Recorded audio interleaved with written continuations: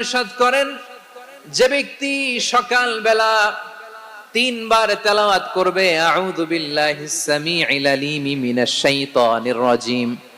এরপরে সূরা হাশরের শেষ 3টি আয়াত তেলাওয়াত করবে, রব্বুল আলামিন ওই ব্যক্তির জন্য 70,000 ফেরেশতা নিয়োগ দিবেন যারা সারা দিন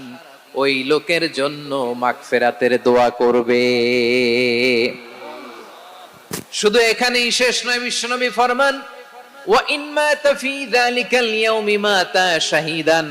ওই দিন যদি ওই ব্যক্তিটা ইন্তেকাল করে সে শহীদ হয়ে কিয়ামতের দিন আল্লাহর সামনে দাঁড়াবে।